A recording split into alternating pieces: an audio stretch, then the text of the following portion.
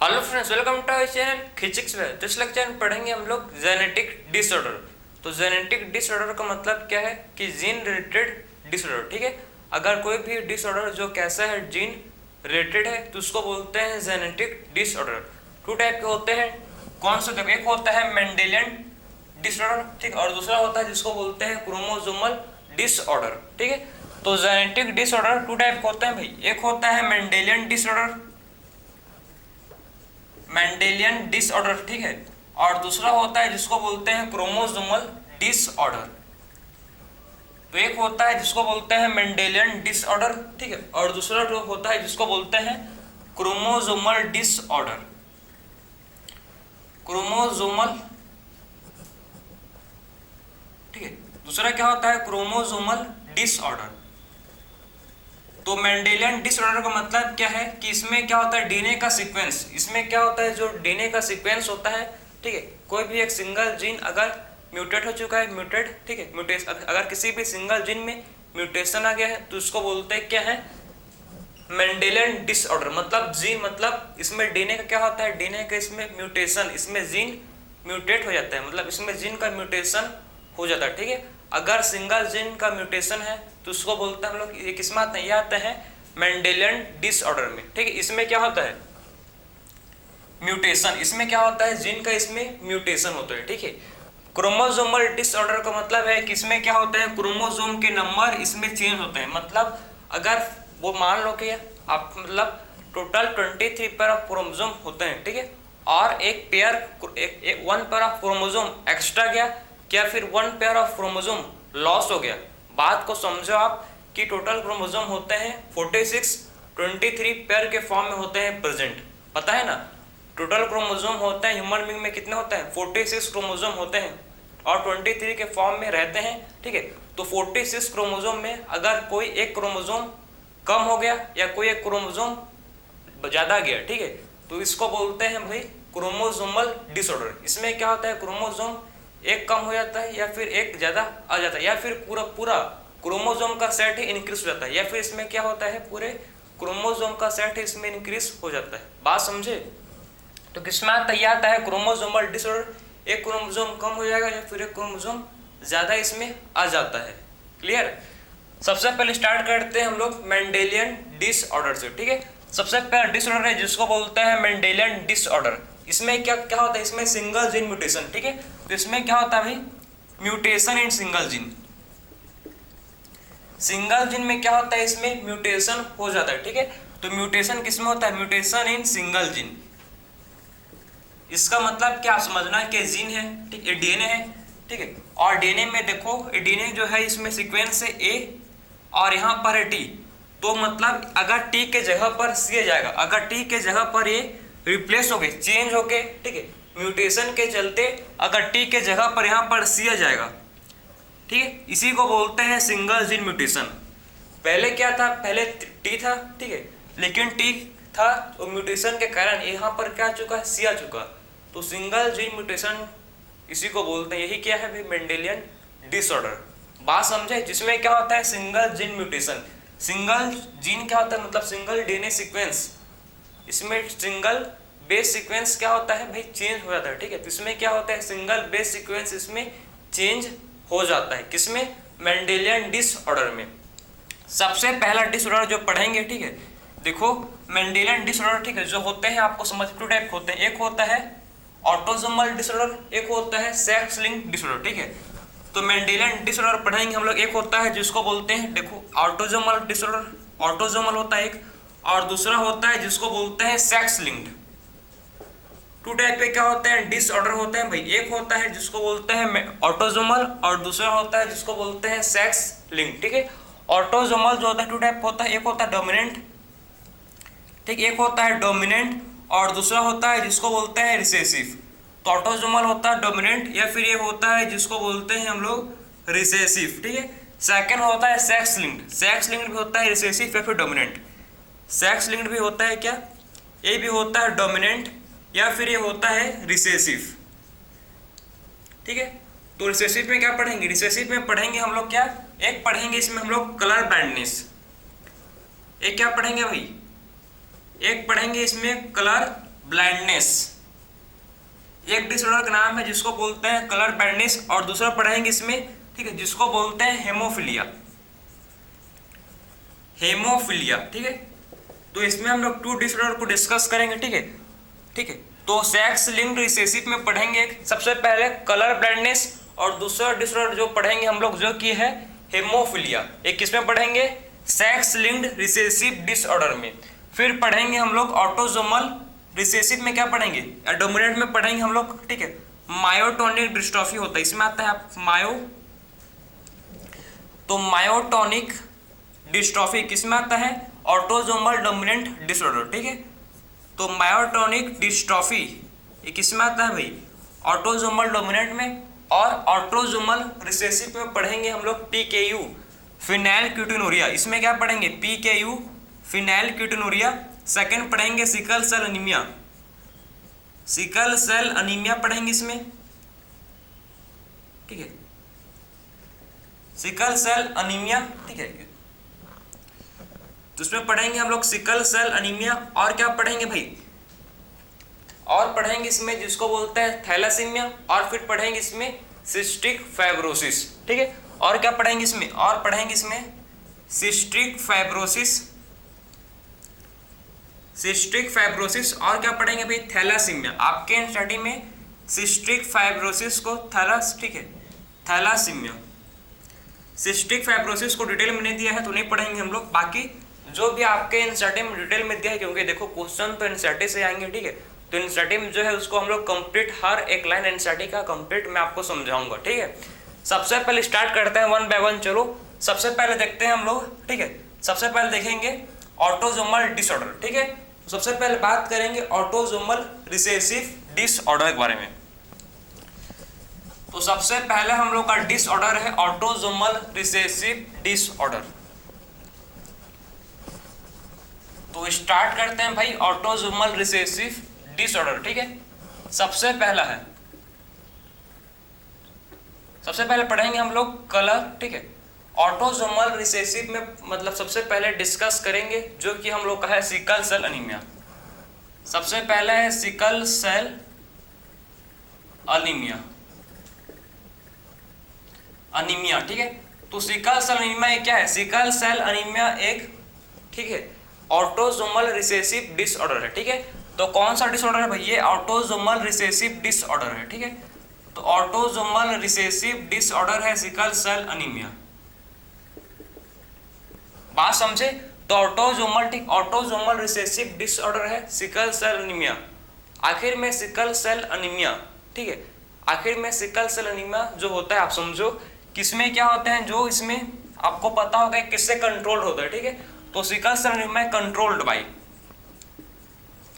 किससे कंट्रोल होता है, बाय, ठीक है। 2 जीन होते हैं जो इसको कंट्रोल करता है सिकल सेल अनीमिया, एक है HbA एंड HbS, ठीक है। तो इसको कंट्रोल कौन करते हैं, सिकल सेल अनीमिया को कंट्रोल करते हैं 2 जीन। एक जीन को बोलते हैं HbA और सेकंड जीन को बोलते हैं HbS, ठीक है। दोनों जीन मिलकर क्या करते हैं, सिकल सेल अनीमिया को कंट्रोल करते हैं। अगर समझो, अगर HbA HbS है तो ये हेट्रोजाइगस कंडीशन है। कौन सा कंडीशन है, इसको बोलते हैं हेट्रोजाइगस कंडीशन, ठीक है। ये कौन सा कंडीशन है, इसको बोलते हैं ठीक है, हेट्रोजाइगस कंडीशन है, बात समझे। ये हेट्रोजाइगस कंडीशन है। अगर HbS है तो अफेक्टेड है, इसका मतलब है कि क्या है भाई, इंडिविजुअल अफेक्टेड है, ठीक। इंडिविजुअल क्या है, इसका मतलब अफेक्टेड है, बात समझे। तो HbS ये हेट्रोजाइगस कंडीशन में मतलब इसमें कैरियर, जो भी इंडिविजुअल इसमें जो भी इंडिविजुअल होगा इसके पास ऐसी वो कैरियर होगा, ठीक। वो क्या नहीं होगा, वो भाई सिकल सेल अनीमिया का उसको डिसऑर्डर नहीं होगा। वो क्या होगा भाई, अगर वो हेट्रोजाइगस है मतलब वो कैरियर होगा, ठीक है। वो क्या होगा भाई, वो होगा कैरियर, वो डिसऑर्डर का कैरियर होगा, बात समझे। तो आप सिंपल समझो कि आखिर में सिकल सेल अनीमिया में होता क्या है। सबसे पहले जानना है हम लोग को भाई होता क्या है इसमें। तो इसमें क्या होता है समझो, जो हम लोग का आरबीसी का शेप आपको पता है, आरबीसी का शेप क्या होता है, आरबीसी का शेप होता है हम लोग का क्या भाई, बाइकनकेव डिस्क शेप का, ठीक है। तो बाइकनकेव डिस्क शेप का क्या होता है, आरबीसी का शेप होता है। तो आरबीसी का शेप कैसा होता है, बाइकनकेव डिस्क शेप का क्या होता है, आरबीसी का शेप होता है, ठीक है। लेकिन जब किसी भी पर्सन को सिकल सेल एनीमिया हुआ है, ठीक, किसी पर्सन को सिकल सेल एनीमिया है, तो उसका जो आरबीसी है उसका शेप कैसे हो जाता है भाई, उसका आरबीसी का शेप हो जाता है सिकल शेप का, सिकल शेप का, ठीक है। तो उसका आरबीसी का शेप कैसा होता है भाई, उसका आरबीसी का शेप सिकल शेप हो जाता है। मतलब समझो पहले आरबीसी का शेप था कैसे, बाइकनकेव था, ठीक है। तो बाइकनकेव से आरबीसी का शेप पहले बाइकनकेव था, तो बाइकनकेव से कैसा होता है, सिकल शेप का, ये सिकल शेप है, बात समझे, ये सिकल शेप है। तो बाइकनकेव से कैसा हो जाता है भाई, बाइकनकेव से हो जाता है सिकल शेप का, ठीक है। तो बाइकनकेव से आरबीसी का शेप सिकल शेप हो जाता है। क्यों भाई, क्यों होता है, आखिर में सिकल शेप का क्यों होता है, हमको पता है एचबी क्या होता है भाई, एचबी होता है हीमोग्लोबिन। हीमोग्लोबिन जो क्या करता है, जो पिगमेंटेशन का रेस्पॉन्सिबल एंड फॉर हम लोग के क्या करता है, ऑक्सीजन को कैरी करता है। हीमोग्लोबिन क्या करता है, ऑक्सीजन को ट्रांसपोर्ट करता है हीमोग्लोबिन, ठीक है। हीमोग्लोबिन के पास 2 होते हैं अल्फा चेन, इसके पास 2 अल्फा चेन होते हैं, ठीक है। 2 क्या होते हैं इसके पास, alpha chain, alpha globin chain, ठीक है। 2 अल्फा ग्लोबिन चेन होता है हीमोग्लोबिन के पास, और इसके पास क्या होता है 2 बीटा ग्लोबिन चेन, ठीक है। तो इसके पास क्या होता है 2 अल्फा ग्लोबिन चेन और 2 बीटा ग्लोबिन चेन, बात समझे आप। तो हेमोग्लोबिन के पास क्या होता है भाई, हेमोग्लोबिन के पास होता है 2 अल्फा ग्लोबिन चेन, ठीक है। और हेमोग्लोबिन के पास और क्या होता है, इसके पास होता है 2 बीटा ग्लोबिन चेन, ठीक है। तो haemoglobin consist of 2 alpha globin chain और ये कंसिस्ट करता है 2 बीटा ग्लोबिन चेन, बात समझे। तो हेमोग्लोबिन कंसिस्ट करता है 2 अल्फा ग्लोबिन चेन और ये कंसिस्ट करता है 2 बीटा ग्लोबिन चेन। तो इसमें होता है क्या है, देखो अगर आरबीसी का शेप सिकल शेप का हो जाएगा, ठीक है, तो इससे क्या होता है भाई, जो ब्लड, देखो ये हम लोग का ब्लड वेसल है, ठीक है। और इसमें अगर ऐसी मतलब आरबीसी का शेप रहता है नॉर्मल, अगर ये सिकल शेप हो जाएगा भाई, अगर ये सिकल शेप ऐसे हो जाएगा, तो इससे क्या होगा, इससे ब्लड जो क्या था, जो ब्लड सप्लाई क्या होगा, इससे डिक्रीज होगा, ठीक है। तो इससे क्या होता है, जो ब्लड सप्लाई है, इससे क्या होता है, जो ब्लड सप्लाई है वो डिक्रीज होता है, ठीक है। तो इससे क्या होता है कि जो ब्लड सप्लाई है, इससे क्या होता है कि जो ब्लड सप्लाई डिक्रीज होता है, ठीक है। तो इससे क्या होता है, सिकल सेल मतलब अगर देखो ये वेसल में जाकर फंस जाएगा, जो ब्लड हम लोग का जहां से ब्लड वेसल से क्या होता है, ब्लड पास होता है, तो ब्लड वेसल्स में जाकर जो ये सिकल शेप के हैं, ठीक है, सिकल शेप के आरबीसी इस कहाँ पर फंस जाएंगे, वेसल में जाके फंस जाएंगे, जिससे क्या होता है, ब्लड सप्लाई जिससे डिक्रीज होगा। अगर ब्लड सप्लाई डिक्रीज होगा तो इससे जो ऑक्सीजन स्ट्रेस, इससे क्या होगा भाई, इससे होता है ऑक्सीजन स्ट्रेस। अगर ब्लड सप्लाई डिक्रीज हो चुका है तो इससे क्या होगा भाई, अगर ब्लड सप्लाई डिक्रीज है तो इससे ऑक्सीजन स्ट्रेस होता है, समझे। तो अगर ब्लड सप्लाई डिक्रीज है तो इससे क्या होता है, ऑक्सीजन स्ट्रेस इससे होता है, ठीक है। तो आप समझ सकते हो कि अगर ब्लड सप्लाई डिक्रीज होगा, ठीक है, तो इससे क्या होता है, ब्लड सप्लाई अगर डिक्रीज है तो इससे होता है ऑक्सीजन स्ट्रेस, ठीक है। तो ब्लड सप्लाई डिक्रीज तो इससे होता है जिसको बोलते हैं ऑक्सीजन स्ट्रेस, इससे होता है अगर ब्लड सप्लाई डिक्रीज होगा। तो अगर ऑक्सीजन स्ट्रेस होगा, ठीक है भाई, ऑक्सीजन अगर हम लोग को प्रॉपर नहीं मिलेगा, आप समझो कि हम लोग को प्रॉपर ऑक्सीजन नहीं मिलेगा, ठीक, तो क्या हो सकता है भाई, इससे हम लोग को प्रॉपर ऑक्सीजन नहीं मिलेगा, तो आखिर में आप समझे ना, आखिर में सारा खेल भाई हम लोग का सबसे पहले आरबीसी बाइकनकेव हो क्यों रहा है, सबसे पहला पॉइंट है आपका, आखिर में जो हम लोग आरबीसी का शेप बाइकनकेव हो क्यों रहा है, क्यों भाई, किसकी वजह से क्या हुआ जो आरबीसी का शेप हम लोग का सिकल शेप हो गया। अब मैं आता हूँ उस मेन पॉइंट पर, ठीक है, इसको आप नोट कर सकते हो, फिर मैं बताऊंगा आपको आखिर में आरबीसी का शेप सिकल शेप का हुआ क्यों, ठीक है। तो आप समझना आखिर में आरबीसी का शेप सिकल शेप का क्यों हुआ भाई, देखो क्यों हुआ, क्योंकि समझना है आपको कि हमने आपको समझाया कि हीमोग्लोबिन, जो हीमोग्लोबिन होता है इसके पास 2 बीटा ग्लोबिन चेन और 2 अल्फा ग्लोबिन चेन होता है, ठीक है। तो बीटा ग्लोबिन चेन में क्या होता है, आप समझो ठीक है, बीटा ग्लोबिन चेन आप समझो, ठीक है। हम लोग को पता है कि mRNA है, ये क्या है भाई, mRNA है, ठीक है। mRNA पर क्या होता है, यहाँ पर होगा भाई, यहाँ पर एक सीक्वेंस है जिसको बोलते हैं GAG, ठीक है, और ए सीक्वेंस है जिसको बोलते हैं G, मतलब देखो इसमें क्या होता है, हम लोग के mRNA पर क्या होता है, जो सीक्वेंस है GAG, ठीक है। तो GAG के जगह पर GAG के इन प्लेस ऑफ GAG क्या जाता है, GUG, मतलब A कन्वर्ट हो जाता है किसमें, मतलब A हो जाता है कन्वर्ट U में। बात समझे? तो आखिर में आप देख सकते हो कि इसमें जो A है, A किसमें हो गया कन्वर्ट, इसमें जो A है वो किसमें हो गया कन्वर्ट, U में हो गया।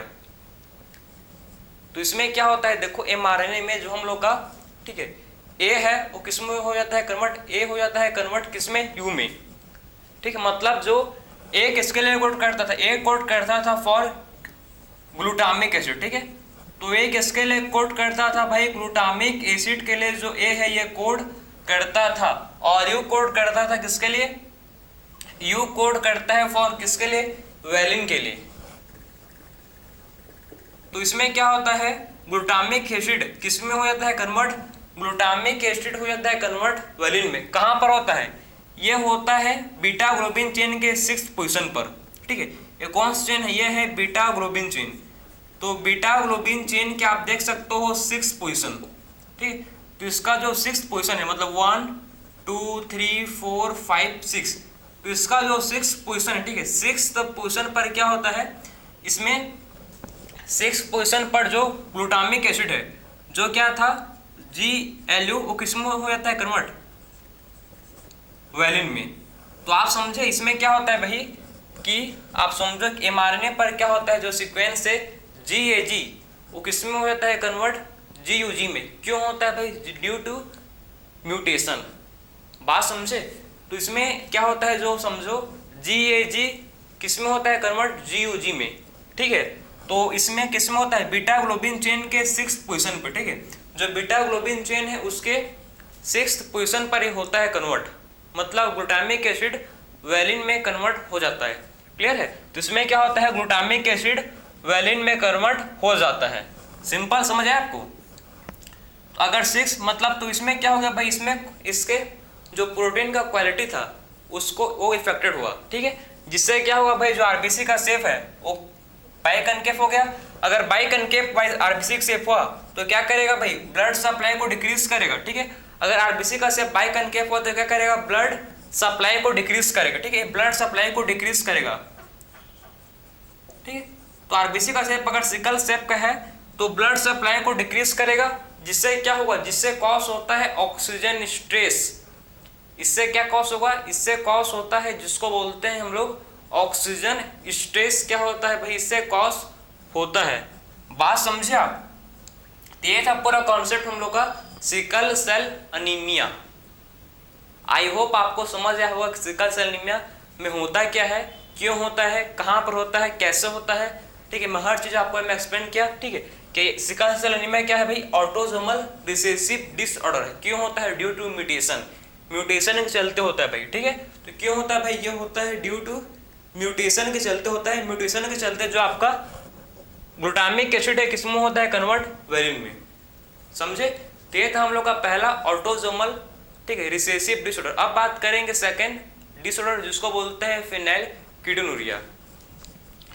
तो सेकंड डिसऑर्डर पर चलते हैं भाई, चलो हम लोग, ठीक है, जिसको बोलते हैं फेनिलकीटोनुरिया। बहुत ही आपका इंटरेस्टिंग है, बस आप साथ में बने रहो, बाकी आपको समझ तो आ रहा होगा बिल्कुल, क्योंकि मैं बेसिक से लेकर आपको पूरा हाई लेवल तक समझा रहा हूँ, ठीक है। तो अब आते हैं सेकंड, ठीक है, डिसऑर्डर जो कि हम लोग का है जिसको बोलते हैं फेनिलकीटोनुरिया, PKU। सेकंड है जिसको बोलते हैं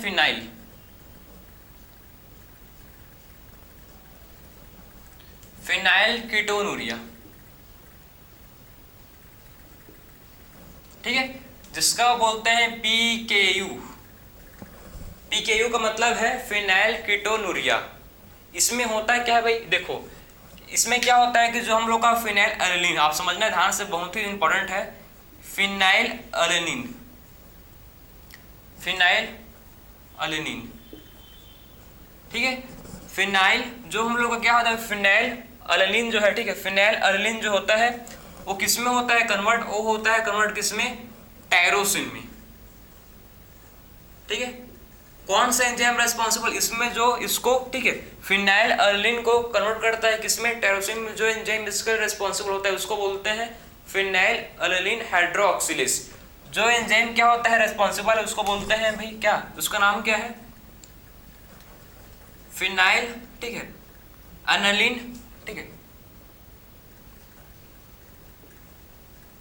जो एंजाइम रेस्पॉन्सिबल है फॉर कन्वर्जन ऑफ फिनाइल अलेनिन किसको किसमें, टायरोसिन में, उसको बोलते हैं फिनाइल अलेनिन हाइड्रोक्सिलेज, हाइड्रोक्सिलेज, क्लियर है। तो फिनाइल अलेनिन को किसमें कन्वर्ट करता है, टायरोसिन में। जो एंजाइम इसका रेस्पॉन्सिबल उसको बोलते हैं फिनाइल अलेनिन हाइड्रोक्सिलेज। यही एंजाइम क्या करता है, फिनाइल अलेनिन को हाइड्रोक्सी मतलब टायरोसिन में कन्वर्ट करता है, ठीक है। और टायरोसिन किसका होता है, प्रिकर्सर। ये किसका होता है, प्रिकर्सर, देखो, ठीक है। तो आखिर में टायरोसिन किसका होता है प्रिकर्सर, ये होता है थायराइड हार्मोन का। किसका होता है प्रिकर्सर, थायराइड हार्मोन का, ठीक है। एड्रेनलिन का, एड्रेनलिन, डोपामिन, डोपामिन का भी होता है, ठीक है। तो थायराइड हार्मोन आप समझो किसका होता है प्रिकर्सर, ये होता है प्रिकर्सर थायराइड हार्मोन का, एड्रेनलिन, डोपामिन। डोपामिन का भी क्या होता है, ये डोपामिन का भी होता है प्रिकर्सर, कौन भाई, टायरोसिन, ठीक है। या adrenaline hormone, adrenaline, thyroid hormone, dopamine, या ठीक है, इस सब का क्या होता है, ये होता है प्रिकर्सर। सबका क्या होता है, इससे फॉर्म मतलब ये क्या इसका प्रिकर्सर है, ठीक है। तो सबका क्या है भाई, ये प्रिकर्सर है, एड्रेनलिन, डोपामिन और थायराइड हार्मोन का। सबका क्या है भाई, ये प्रिकर्सर है। कौन प्रिकर्सर है, जिसको बोलते हैं टायरोसिन, ठीक है। तो टायरोसिन किसका प्रिकर्सर है, थायराइड हार्मोन, एड्रेनलिन, डोपामिन, ठीक है। ये सबका क्या होता है, ये प्रिकर्सर होता है, बात समझे सब। और एक है जिसको बोलते हैं मेलाटोनिन, ठीक है, मेलाटोनिन। ये सबका क्या होता है, प्रिकर्सर होता है टायरोसिन, ठीक है। तो अगर समझो आप कि अगर ये फिनाइल कीटोनूरियम क्या होता है, फिनाइल कीटोनूरियम में जो ये हार्मोन, जो ये एंजाइम है, ये लैक करता है।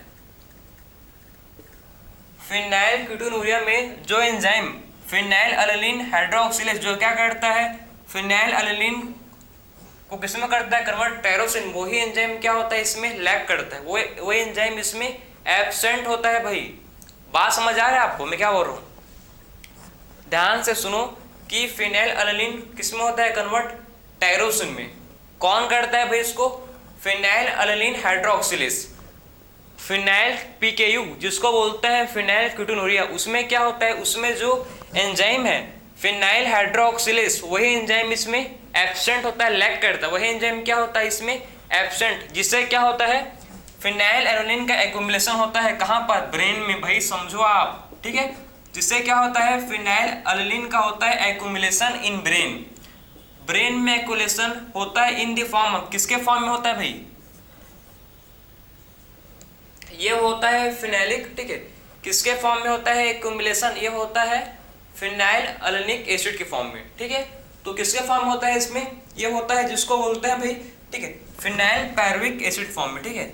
तो फिनाइल पायरुविक एसिड के फॉर्म में क्या होता है भाई, इसका एक्युमुलेशन, बात समझे। और जिससे क्या होता है, जिससे क्या होता है भाई, इससे मेंटल रिटार्डेशन, मेंटल रिटार्डेशन होता है इससे, ठीक। इससे क्या होता है कॉज, जिसको बोलते हैं मेंटल रिटार्डेशन। और क्या होता है, decrease in hair and skin pigmentation. और क्या डिक्रीज करता है, डिक्रीज करता है स्किन एंड हेयर पिगमेंटेशन, ठीक है। तो decrease skin and hair pigmentation, इससे क्या होता है, स्किन एंड हेयर पिगमेंटेशन इससे डिक्रीज होते हैं, ठीक है। तो इससे क्या होता है, स्किन एंड हेयर पिगमेंटेशन इससे क्या होता है भाई, डिक्रीज होते हैं। तो बात समझ है आपको।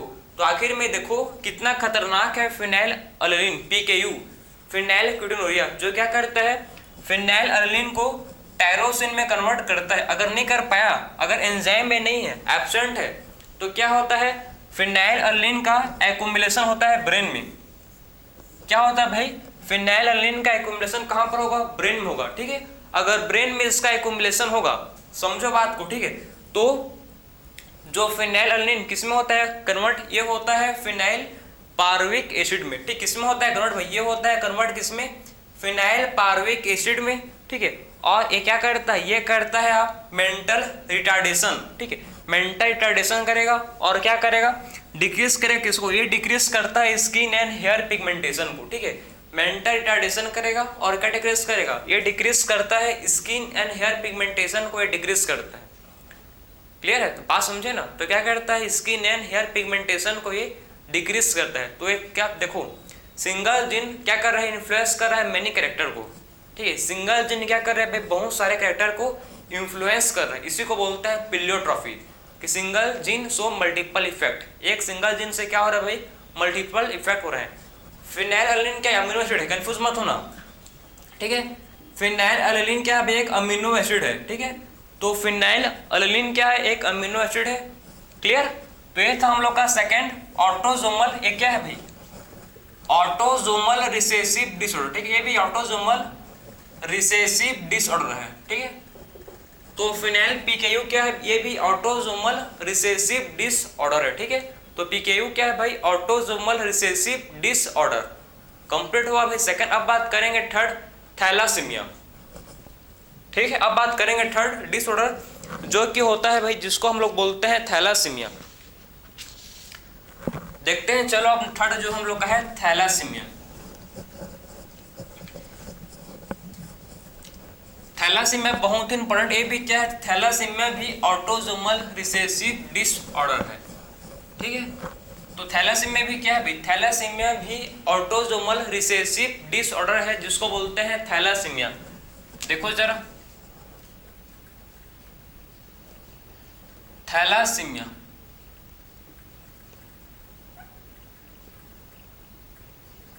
ठीक है। थैलासीमिया क्या है भाई, थैलासीमिया भी ऑटोसोमल रिसेसिव डिसऑर्डर, ठीक है। तो थैलासीमिया भी होता है ऑटोसोमल रिसेसिव डिसऑर्डर, ठीक। तो ये भी होता है जिसको हम लोग बोलते हैं ऑटोसोमल रिसेसिव डिसऑर्डर।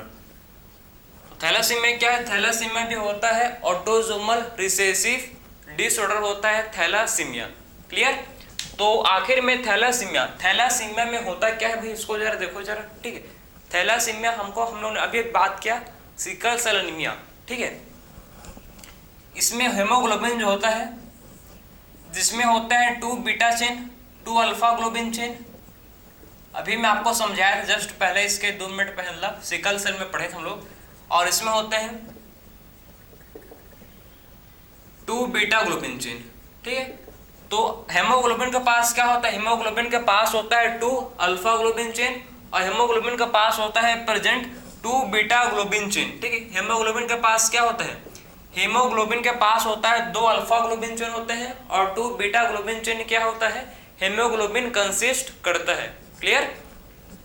तो इसमें क्या होता है थैलेसीमिया में, थैलेसीमिया में जो alpha globin chain and beta globin chain reduced होता है, इसका सिंथेसिस क्या होता है भाई, रिड्यूस्ड होता है। मतलब ये सिंथेसिस कम होता है, बोल सकते हो कि इसका सिंथेसिस होता ही नहीं है, ठीक है।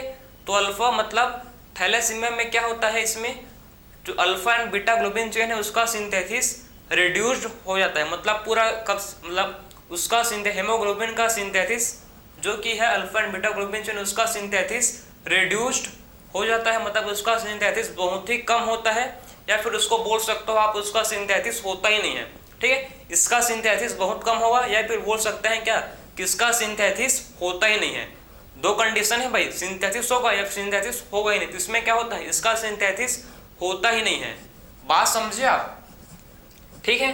तो 2 टाइप के क्या होता है, 2 टाइप के पढ़ेंगे हम लोग थैलेसीमिया। एक होता है थैलेसीमिया, एक, ठीक है, एक देखो, एक होता है अल्फा थैलेसीमिया, एक होता है बीटा थैलेसीमिया। एक होता है अल्फा थैलेसीमिया, और दूसरा जो होता है थैलेसीमिया जिसको बोलते हैं बीटा थैलेसीमिया, ठीक है। एक होता है बीटा थैलेसीमिया।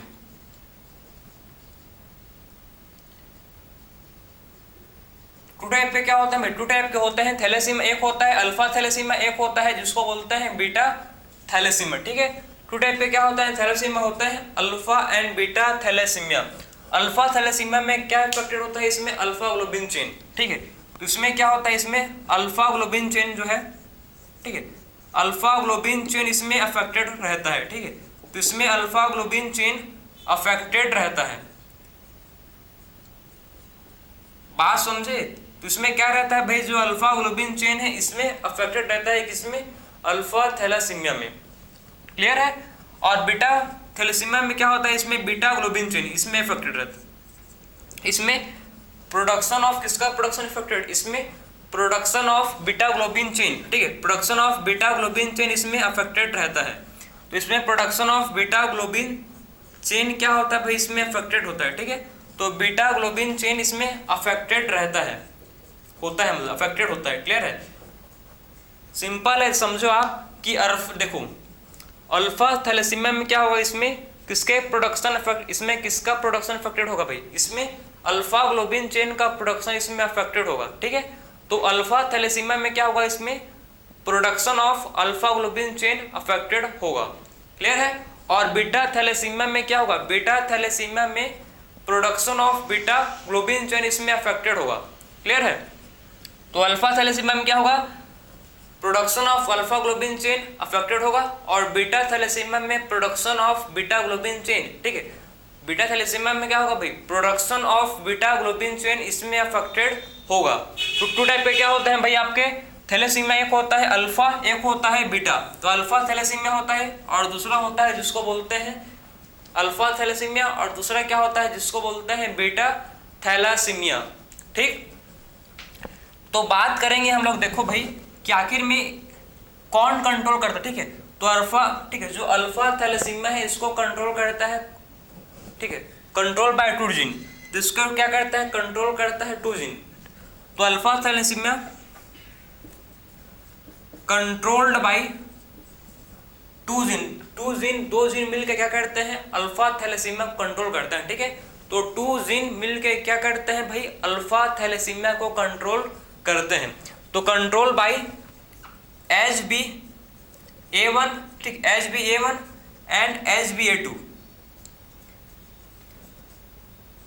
दो जीन मिलकर क्या करते हैं भाई, अल्फा थैलेसीमिया को कंट्रोल करते हैं ऑन क्रोमोसोम 16। कौन से क्रोमोसोम पर भाई, क्रोमोसोम 16 पर, ठीक है। तो कौन से क्रोमोसोम पर कंट्रोल करते हैं, क्रोमोसोम 16 पर, आप देख सकते हो इसको, ठीक। ये क्रोमोसोम 16 पर क्या होता है, HbA1 और यहाँ पर होगा HbA2, ठीक है। तो HbA1 होता है यहाँ पर, और यहाँ पर होता है प्रेजेंट, जिसको बोलते हैं HbA2, HbA1, ठीक है, और HbA2 दोनों जीन मिलकर क्या करते हैं, अल्फा थैलेसीमिया को कंट्रोल करते हैं, ठीक है। तो ये था हम लोग का अल्फा थैलेसीमिया। फिर बात करेंगे बीटा थैलेसीमिया। बीटा थैलेसीमिया में क्या होता है, production of beta globin chain affected होता है। इसमें क्या होता है, बीटा थैलेसीमिया में प्रोडक्शन, किसका प्रोडक्शन, बीटा ग्लोबिन चेन का, वो अफेक्टेड होता है, ठीक। वो क्या होता है, इसमें अफेक्टेड होता है। तो एक कौन जीन इसमें, ठीक है, तो किससे कंट्रोल रहता है, ये कंट्रोल्ड बाय सिंगल जीन, ठीक है, किससे, HBB, ठीक। तो कौन से जीन से कंट्रोल रहता है भाई, ये कंट्रोल्ड रहता है बाय HBB जीन से, ठीक है। तो ये HBB जीन से कंट्रोल्ड रहता है बीटा थैलेसीमिया ऑन क्रोमोसोम, कौन से क्रोमोसोम पर भाई, क्रोमोसोम 11, ठीक है। तो कौन से क्रोमोसोम पर, क्रोमोसोम 11 पर ये कंट्रोल्ड रहता है, ठीक है। तो कौन से क्रोमोसोम पर ये कंट्रोल्ड होता है भाई, एक क्रोमोसोम, एक होता है controlled on 11th number of chromosome, ठीक है, 11वें नंबर पे क्रोमोसोम पर एक कंट्रोल करता है। और बीटा थैलेसीमिया कौन सा जीन का नाम क्या है, जीन है जिसको बोलते हैं HBB, ठीक है। तो ये कंट्रोल्ड होगा, ठीक है। तो अल्फा थैलेसीमिया कंट्रोल बाय किससे कंट्रोल रहता है, टू जीन से, एक है HbA1, ठीक है, और एक है जिसको बोलते हैं HbA2, ठीक है। Beta thalassaemia controlled by single gene HBB, beta thalassaemia controlled by single gene HBB, ठीक है। तो ये हो गया हम लोग का अल्फा थैलेसीमिया, और ये हो गया हम लोग का बीटा थैलेसीमिया। आप कंफ्यूज मत होना, देखो हम लोगों ने इससे पहले पढ़ा है sickle cell anaemia. Sickle cell anaemia है भाई आपका क्वालिटेटिव डिसऑर्डर, उसके प्रोटीन बन तो रहा है उसमें, लेकिन उसके क्वालिटी अच्छा नहीं है, मतलब ग्लूटामिक एसिड की जगह क्या बन रहा है, वेलिन, ठीक है, लेकिन प्रोटीन बन रहा है। इसमें क्या हो रहा है भाई, इसके क्वांटिटेटिव, इसमें इसके इसको बोलते हैं क्वांटिटेटिव डिसऑर्डर, ठीक है। तो क्वांटिटेटिव डिसऑर्डर का मतलब है इसका देखो, इसमें बीटा ग्लोबिन चेन का लेस सिंथेसिस, कम सिंथेसिस हो रहा है भाई। इसमें क्या हो रहा है, alpha and beta globin chain का इसमें लेस सिंथेसिस हो रहा है, उसीलिए इसको बोलते हैं हम लोग क्वांटिटेटिव डिसऑर्डर। बात समझ है आपको कि क्या होता है भाई, ये हम लोग का थैलेसीमिया होता है जिसको बोलते हैं क्वांटिटेटिव डिसऑर्डर, ठीक है। तो ये क्या होता है भाई, ये होता है क्वांटिटेटिव, थैलेसीमिया क्या होता है, थैलेसीमिया होता है जिसको बोलते हैं क्वांटिटेटिव डिसऑर्डर, क्लियर। तो थैलेसीमिया क्या होता है, क्वांटिटेटिव डिसऑर्डर होता है जिसको बोलते हैं थैलेसीमिया, ठीक है। ये ऑटोसोमल रिसेसिव, इसमें टू टाइप के होते हैं थैलेसीमिया, एक होता है अल्फा थैलेसीमिया, एक होता है बीटा थैलेसीमिया। अल्फा थैलेसीमिया किस पे होता है, क्रोमोसोम 16 पर, जिसमें 2 जीन होते हैं, एक होता है HbA1, एक होता है HbA2। बीटा थैलेसीमिया होता है क्रोमोसोम 11 पर, इसमें 1 जीन होता है HbB, ठीक है। ये क्वांटिटेटिव ऑर्डर, इसमें क्या होता है, alpha and beta globin chain के इसमें होता है लेस सिंथेसिस। बात समझ है आपको, ठीक है। तो ये था हम लोग का जिसको बोलते हैं ऑटोसोमल रिसेसिव डिसऑर्डर, जो कि है थैलेसीमिया। अब बात करेंगे हम लोग सेक्स लिंक्ड डिसऑर्डर के बारे में, ठीक है। तो आप क्या देखेंगे, अब देखेंगे सेक्स लिंक्ड डिसऑर्डर कौन कौन से है, ठीक है। तो अब बात करेंगे भाई कि आखिर में सेक्स लिंक्ड डिसऑर्डर कौन कौन सा है, जरा उसको देखेंगे। तो देखते हैं, चलो अब सेक्स लिंक्ड डिसऑर्डर। तो 2 होते हैं आप, ठीक है, 2 होते हैं जिसको बोलते हैं सेक्स लिंक्ड डिसऑर्डर, पढ़ेंगे हम लोग, मतलब ही जो एक पहला है, ठीक है। पहला क्या है, सबसे फर्स्ट है जिसको बोलते हैं हम लोग फर्स्ट, ठीक है, फर्स्ट डिसऑर्डर है सेक्स लिंक्ड, जो कि है जिसको बोलते हैं कलर ब्लाइंडनेस। सेकंड है हेमोफीलिया। सबसे पहले पढ़ेंगे हम लोग कलर ब्लाइंडनेस क्या होता है। कलर ब्लाइंडनेस, ठीक, कलर ब्लाइंडनेस। तो आखिर में कलर ब्लाइंडनेस क्या है भाई, ये सेक्स लिंक्ड रिसेसिव डिसऑर्डर, ठीक है। तो ये सेक्स लिंक्ड क्या है, एक्स लिंक्ड बोल सकते हो इसको, ठीक है, एक्स लिंक्ड रिसेसिव डिसऑर्डर, ठीक है। तो ये क्या है भाई, एक्स लिंक्ड रिसेसिव डिसऑर्डर, मतलब सेक्स लिंक्ड रिसेसिव डिसऑर्डर है कलर ब्लाइंडनेस, ठीक है। तो ये क्या है भाई, सेक्स लिंक्ड कलर, मतलब सेक्स लिंक्ड रिसेसिव डिसऑर्डर है कलर ब्लाइंडनेस, ठीक है। तो इसमें होता है क्या है, इसमें क्या होता है, इसमें red and green cone of eye इसमें अफेक्ट होता है। इसमें क्या इफेक्ट होता है, देखो इसमें क्या इफेक्ट होता है, इफेक्ट दी, इसमें क्या इफेक्ट होता है, red and green cone of eye, red and green cone of eye, इसमें क्या होता है, इफेक्ट होता है, ठीक है। तो इसमें क्या होता है, इसमें इफेक्ट होता है red and green cone of eye. बात समझ आ रहा है आपको, किसमें क्या है, इसमें होता है इफेक्ट आपका जिसको बोलते हैं red and green cone of eye, इसमें क्या होता है, इफेक्ट होता है, ठीक है।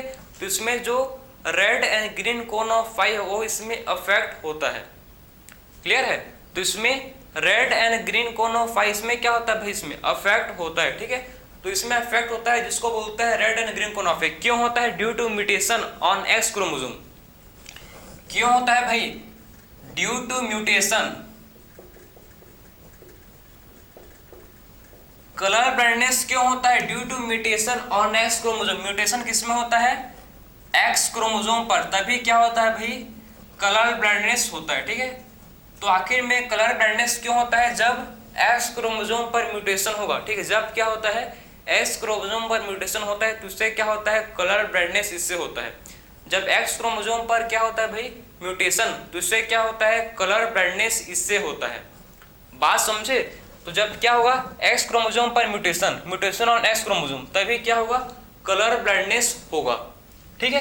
तो इसमें क्या, इसमें इफेक्ट होता है आपका red and green cone of eye, जिससे क्या होता है, जो भी पर्सन को, जैसे कि फॉर एग्जांपल मेरे को कलर ब्लाइंडनेस है, ठीक है, तो मैं रेड, मतलब मैं ग्रीन एंड रेड कलर पर अंतर नहीं समझूंगा।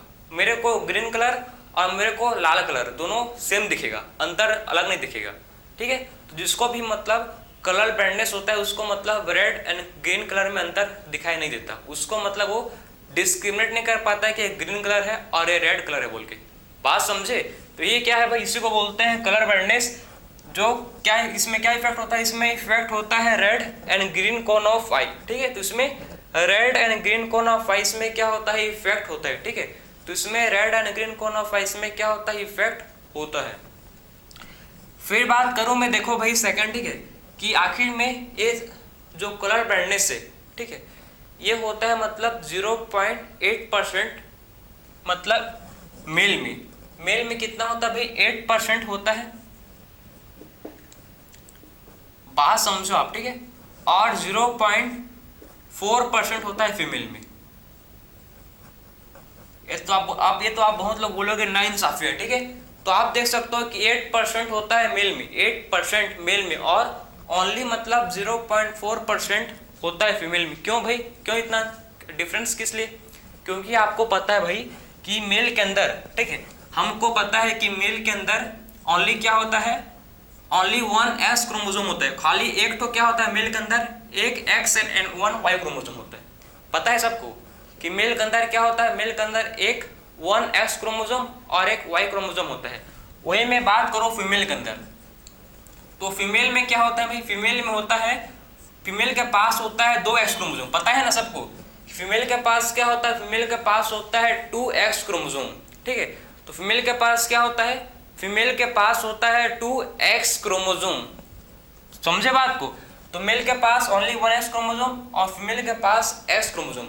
मतलब ये समझो, मतलब ये कि अगर फीमेल के पास, देखो, अगर फीमेल के पास एक जो एक्स क्रोमोसोम है वो क्या है भाई, डिसीज है। मतलब समझो कि अगर मैं सिचुएशन ले रहा हूँ, आप समझना, ठीक है, कि एक्स सी क्या है भाई, ये एक्स सी और एक्स, इसका मतलब है कि फीमेल कैरियर है। इसका मतलब क्या है, फीमेल कैरियर है। फीमेल कैरियर है मतलब फीमेल को फीमेल बीमार नहीं पड़ी है, फीमेल इस डिसीज को, कलर ब्राइटनेस को कैरी की है, पकड़ी है। कैरी मतलब कैरी की है, ठीक है। इसको मतलब जो फीमेल है वो कैरियर है, इसको वो क्या करेगी, फर्दर अपने बच्चों को बच्चे में अपने ट्रांसफर करेगी। कैरियर का मतलब है कि अब क्या करेगी, अपने बच्चे में डिसीज को, कलर ब्राइटनेस को ट्रांसफर करेगी। और किसको करेगी, मेल को, मतलब अपने बेटे को करेगी। Colour brightness criss cross inheritance pattern flow करता है, ठीक है। तो कलर ब्राइटनेस कौन सा पैटर्न फ्लो करता है, colour brightness criss cross inheritance pattern flow करता है। बात समझे? तो ये क्रिस क्रॉस इनहेरिटेंस, समझो आप कि criss cross inheritance pattern flow करता है भाई कलर ब्राइटनेस, ठीक है। तो कलर ब्राइटनेस क्या करता है, ये criss cross inheritance pattern flow करता है। इसका मतलब है कि अगर मदर क्या है, कैरियर है, तो डिसीज अगर कौन होगा, उसका बेटा होगा, सन होगा। अगर फादर डिसीज है तो कौन डिसीज होगा, इसमें भी जो फीमेल है, मतलब जो उसकी बेटी है, वो डिसीज होगी। बात समझे? तो मेल से होता है ट्रांसफर फीमेल में और फीमेल से होता है मेल में। मतलब फादर से होता है डॉटर में और मदर से होता है किसमें, सन से। इसी को बोलते हैं क्रिस क्रॉस इनहेरिटेंस। समझे बात को? इसी को क्या बोलेंगे, इसी को बोलते हैं क्रिस क्रॉस इनहेरिटेंस। आई होप आपको समझ आया होगा क्रिस क्रॉस इनहेरिटेंस क्या होता है। तो देखो, मेल के पास ओनली एक्स, मतलब एक ही तो मेल के पास एक्स क्रोमोसोम होता है, उसीलिए मेल को हाईली मतलब ज़्यादा चांस होता है कलर ब्राइटनेस होने का और फीमेल को कम। क्योंकि फीमेल के पास अगर एक तो मतलब डिसीज वाला आ गया भाई क्रोमोसोम, तो भी इसमें मतलब क्या होते हैं, फीमेल कैरियर होते हैं, फीमेल डिजीज नहीं होती। फीमेल मतलब जो है ये रेयर केसेस पर ही बीमार मतलब डिसीज होगी।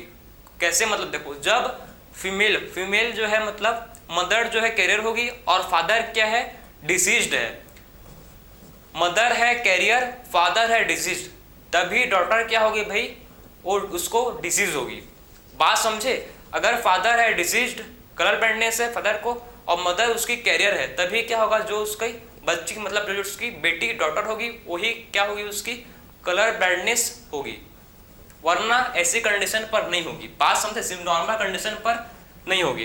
तो आप समझ गए किसमें क्या मतलब होता है भाई कलर ब्लाइंडनेस में, किसमें criss cross inheritance pattern flow होता है। देखिए आप समझो, ठीक है, आप समझो कि इसमें फीमेल जो कैरियर है, फीमेल क्या है इसमें, देखो कैरियर है और मेल क्या है इसमें नॉर्मल है। तो कौन डिसीज होगा आप समझो, ठीक है।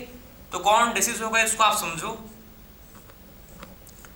तो आप देखो ये तो एक्स क्रोमोसोम ये एक्स वाई क्रोमोसोम और ये ठीक है एक्स सी क्रोमोसोम और इसमें ठीक है एक्स सी वाई क्रोमोसोम। तो आप देख सकते हो इसमें भाई कि इसमें जो मेल है वो क्या है डिजीज। मेल को क्या है, मेल को कलर ब्लाइंडनेस है, ठीक है। तो मेल क्या हो गया इसमें कलर ब्लाइंडनेस हो गया मेल बेचारा, ठीक है। और इसमें फीमेल जो होगी वो कैरियर होगी, इसमें फीमेल होगी कैरियर। मतलब अगर फीमेल कैरियर है तो मेल को ही मतलब उसके बच्चे को ही उसके बेटे को ही बीमार होगा, उसको बेटा ही क्या होगा भाई बीमार होगा। बात समझे। तो ये होता है भाई हम लोग का क्रिस क्रॉस इनहेरिटेंस कि अगर फीमेल कैरियर है, फीमेल क्या है इसमें अगर फीमेल कैरियर है तो उसका बेटा जो है वो क्या होगा कलर ब्लाइंडनेस होगा उसको, और उसकी बेटी क्या होगी भाई उसकी कैरियर बन जाएगी, कलर ब्लाइंडनेस की कैरियर बन जाएगी। 50% चांस ओनली। एक कितना परसेंट देखो ये कितना परसेंट चांस है भाई, ये 50% चांस है। 50% चांस में नॉर्मल होगा, नॉर्मल डॉटर होगी, ठीक है। तो ये था हम लोग का कलर ब्लाइंडनेस, ठीक है। तो हम लोगों ने कंप्लीट किया भाई कौन सा टॉपिक जो कि हम लोग का है जिसको बोलते हैं कलर ब्लाइंडनेस, ठीक है। अब बात करेंगे सेकंड जो हम लोग का है भाई जिसको क्या बोलते हैं हेमोफीलिया। तो हेमोफीलिया क्या है जरा इसको देखते हैं, ठीक है। ये भी बहुत ही ज्यादा क्या है इंपॉर्टेंट है, बहुत ही ज्यादा। इसको भी जरा देखते हैं भाई हेमोफीलिया। नाम तो सुना ही होगा मेरा, मतलब मेरा नहीं हेमोफीलिया का, ठीक है। तो हेमोफीलिया क्या है भाई, हेमोफीलिया ये भी एक्स ठीक मतलब सेक्स लिंक्ड रिसेसिव डिसऑर्डर है। हेमोफीलिया भी सेक्स लिंक्ड रिसेसिव डिसऑर्डर, ठीक है हेमोफीलिया।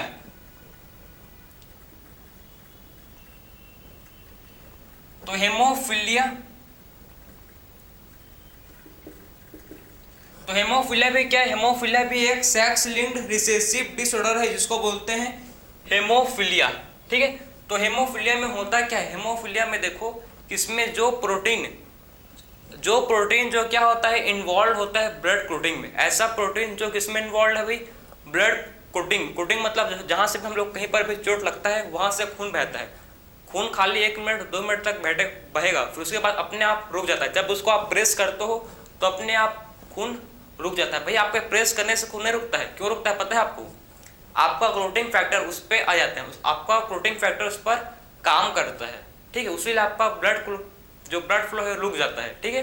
तो वही प्रोटीन जो ब्लड क्लोटिंग करता है वही प्रोटीन इसमें क्या होता है भाई अफेक्टेड, ठीक है। तो प्रोटीन इन्वॉल्व ऐसा प्रोटीन जो किसमें इन्वॉल्व है, protein involve in blood clotting is affected, ठीक है। Protein involve in blood clotting, ठीक है। ऐसा प्रोटीन जो ब्लड क्लोटिंग में इन्वॉल्व है, ठीक है, वो प्रोटीन क्या होता है इसमें अफेक्टेड होता है, ठीक है। तो protein involve in blood clotting is affected. तो ऐसा प्रोटीन जो इन्वॉल्व होता है ब्लड क्लोटिंग में वो प्रोटीन क्या होता है इसमें अफेक्टेड होता है, ठीक है। तो उसमें वो प्रोटीन जो किसमें होता है इन्वॉल्व ब्लड क्लोटिंग में, वो प्रोटीन इसमें अफेक्टेड होता है। बात समझे। तो प्रोटीन जो है जो किसमें इन्वॉल्व होता है ब्लड क्लोटिंग में, वो प्रोटीन क्या होता है इसमें अफेक्टेड होता है, ठीक है। जिससे क्या होता है, जिससे सिंपल कट से देखो जिसमें क्या होता है सिंपल कट। आपको अगर कहीं पर भी, ठीक, आपको अगर कहीं पर भी आप सब्जी काट रहे हो, सब्जी इतने काटोगे आप, ठीक है। अगर आप कुछ एप्पल को कट कर रहे हो, कुछ अपने चाकू से खेल रहे हो, ठीक है, तो कहीं पर भी आपको सिंपल कट लग गया भाई, या भाई कहीं पर भी आप, ठीक है, दरवाजे से टकरा गए तो मैनी केसेस हो सकते हैं, आपको कभी न कभी चोट आया होगा, ठीक है। तो सिंपल कट कहीं लग गया, ठीक है, तो इसमें क्या होता है सिंपल कट से देखो, ठीक, इसमें क्या होता है सिंपल कट से, ठीक है, सिंपल कट से नॉन स्टॉप ब्लीडिंग। इससे क्या होता है भाई सिंपल कट से नॉन स्टॉप ब्लीडिंग होता है, ठीक है। तो इसमें क्या होता है सिंपल कट से ठीक है, सिंपल कट से क्या होता है इसमें नॉन स्टॉप ब्लीडिंग। बात समझे। तो इसमें क्या होता है भाई सिंपल कट से क्या होता है इसमें नॉन स्टॉप ब्लीडिंग होगा, ठीक है। तो आपको कहीं पर भी सिंपल कट लग जाएगा तो आपको क्या होगा नॉन स्टॉप ब्लीडिंग। बात समझे। तो ये था हेमोफीलिया जो कि क्या है सेक्स लिंक्ड रिसेसिव डिसऑर्डर, ठीक है, जिसमें जो प्रोटीन क्या होता है जो ब्लड क्लॉटिंग करता है वही प्रोटीन इसमें अफेक्टेड होता है, ठीक है। वही प्रोटीन इसमें क्या होता है, अफेक्टेड होता है, जो प्रोटीन ब्लड क्लॉट के लिए रेस्पॉन्सिबल है। बात समझे? इसमें फैक्टर 8 इसमें क्या होता है, एब्सेंट। इसमें फैक्टर 8 एब्सेंट होता है एंड फैक्टर 9 इसमें क्या होता है, फैक्टर 9 इसमें एब्सेंट होता है, ठीक है। तो फैक्टर 8 एंड फैक्टर 9 इसमें क्या होते हैं भाई, एब्सेंट, ठीक है। तो फैक्टर 8 एंड फैक्टर 9 क्या होता है, इसमें एब्सेंट होता है। सबसे पहले क्वीन विक्टोरिया क्या थी इसकी, हेमोफिलिया, ठीक है, हेमोफिलिया की कैरियर थी, ठीक है। तो क्वीन विक्टोरिया क्या थी, इसकी कैरियर थी, ठीक है। तो हेमोफिलिया डिसऑर्डर की क्वीन विक्टोरिया क्या थी भाई, इसकी कैरियर थी, ठीक है। तो क्वीन विक्टोरिया क्या थी, हेमोफिलिया की कैरियर थी। बात समझे? तो क्वीन विक्टोरिया क्या थी, हेमोफिलिया की ऑर्डर थी, ठीक है। तो अगर फैक्टर 8 एब्सेंट है तो इससे क्या होता है, हेमोफिलिया ए, इससे होता है भाई हेमोफिलिया ए होता है इससे, ठीक है, इससे होता है हेमोफिलिया ए। फैक्टर बी मतलब फैक्टर 9 एब्सेंट है तो इससे क्या होता है, हेमोफिलिया बी।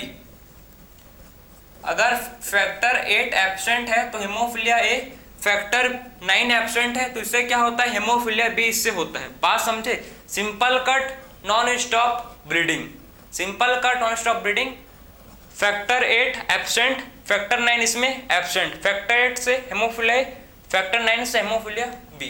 तो ये था आपका डिसीज। तो हम लोगों ने इस लेक्चर में कंप्लीट किया भाई मेंडेलियन डिसऑर्डर को, ठीक है। आपका क्रोमोसोमल डिसऑर्डर नेक्स्ट लेक्चर में मैं आपको अलग से उसको सेपरेट बनाऊंगा वीडियो, ठीक है। बाकी हम लोग ने इसमें इस लेक्चर में कंप्लीट डिस्कस किए हैं मेंडेलियन डिसऑर्डर, ठीक है।